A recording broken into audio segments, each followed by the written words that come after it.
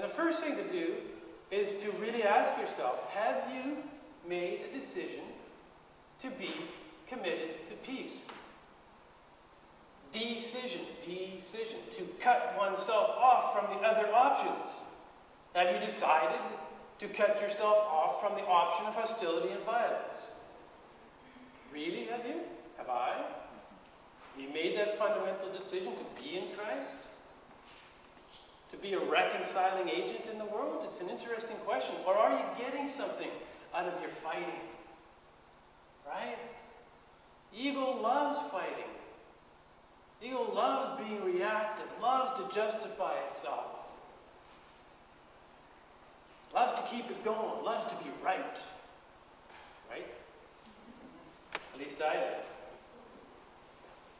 How do you learn to listen when everything inside of you just wants to lash out? You see what happened? Jesus got real clear about this. He made a decision. He cut himself off from the other options, said, whatever it's going to take, I'll die for this. Because if we don't get this peace, then a new humanity can't be born. If we don't get this peace, then it's a non-starter. We're going down. But he got real clear. And then he started a movement. He went around saying, are you with me? Are you in here? Are you in this movement towards a new humanity? Make a decision for peace? You see, in Christ, God chooses not to rise above suffering, not to avoid it, not to zap the enemy, but just to feel the pain of what hostility and violence causes. Feel the pain of separation. That's what's going on the cross. That's theology. So the first thing that we have to do after we've made a decision is that rather than react to our own suffering, rather than be reactive in relationship, is to just feel it all. Feel the pain. That's what it means to be in Christ. Take it all inside instead of acting it out. It's not easy. Believe me. Open your heart. Open your heart to the suffering. Recently, my daughter Sarah came to visit me from Los Angeles, and we had a wonderful time. We had 3 full, wonderful days of deep sharing, and walks by the ocean and in the forest, and we had great food, but it almost didn't happen. At the last moment, Sarah emailed me to say she had changed her ticket, and the way the email read, it meant that we were only going to get a 1-day visit out of it, and I was angry. And so I fired off an email, and I let Sarah know about that, and I was disappointed. And she fired off an email right back, letting me know exactly how she felt, and she was angry with me for not understanding. Right? And so I, in turn, crafted this devastating, logical, definitive email about why I was right and she was wrong. It was very mature.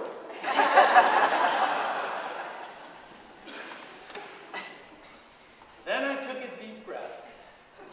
I put that email in my draft folder, and I went for a walk. And I watched on that walk my hurt little self as it formulated more killer arguments to justify my position. Have you ever done this?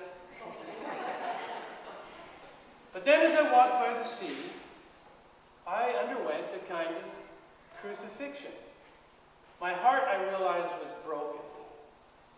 Our whole history, Sarah and my history, of disappointments from both sides just came flooding in.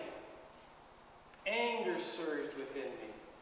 And then it was replaced, just like the tide, with this deep and abiding love. Then sadness. Then hopelessness. Then love.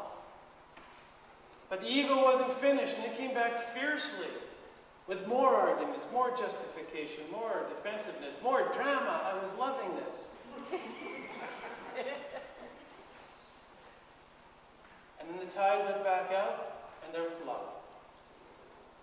And so I felt like I knew, maybe in just a small way, what the writer of Ephesians was getting at when he was doing this theology about the cross. when he wrote that on the cross, Christ took hostilities. Did you pick this up? Took hostilities into his own body in order that the two could be one. It's a beautiful passage. And I wanted more than anything for the two of us, for Sarah and I, in this painful separated state, to be one. I underwent a kind of crucifixion. And so once you've made the basic decision to join with Christ in the emergence of this new humanity, this Paxis humanity, this peaceful human, this is the second step. This is the concrete step. Take all that in you that wants to react, that wants to put it back out there and take it into your body. Take it into your heart. And then just watch what it does. Watch the drama come and go. This is very Buddhist as well, right? You just witness it. Right? That's not you. That's your ego, up and down, all around. Just witness it. And then open in prayer to the possibility of reconciliation. Feel the pain, let it deepen, take it into your heart of hearts, because that's where the Christ dwells within us. And Sarah must have gone through a similar process for her part, because when I got back, there was an email waiting and said, "Dad, let's not do this. I need to come. I need to see you. I want to be in Vancouver." No justification, no defensiveness, just I felt the promptings of a love that was deeper than her enjoyment of the drama. And as it turned out, the original email, this is interesting, the original email that she had sent was a miscommunication. It was only going to be a few hours that she was delaying her flight, not a day and a few hours. Interesting lesson there. On the cross, the writer determines, Christ, quote, abolished all that keeps the divisions and the hostilities in place, that he might create in himself one new humanity in place of two, thus making peace. Wow. Is it too grandiose to suggest that if we made a practice to go to the cross in Christ, to find that vulnerable place within our own body, and we did that over and over again, that we would be saying, we're into this movement of a new humanity. We're into consciously co-creating the emergence of a new humanity. I don't know. Maybe it's too grandiose, but I know this. Whenever I've done this, something new has been born from that crucifixion. And whenever I've helped couples who are fighting with each other do that, again, something new, a different kind of human being is born from that. The author is saying, take whatever it is that is born from the cross. Take that Easter self. Build a new temple. Did you hear that? Build a new temple. Build a habitat where the mighty, vulnerable God of our mothers and our fathers might dwell. Build yourself a congregation that's a habitat for the emergence of a new humanity. There's a vision. A vulnerable, resilient, peacemaking, just community willing to die with Christ in order that Christ may be raised up and a new humanity along with that resurrection. Build yourselves, he says, a temple on the strong foundation of Christ's broken heart. And we're currently recruiting builders, my friends. Are you ready to sign up for that one? As you come forward to receive the bread and the wine of communion, receive also the heart of Christ. Receive the grace to sign up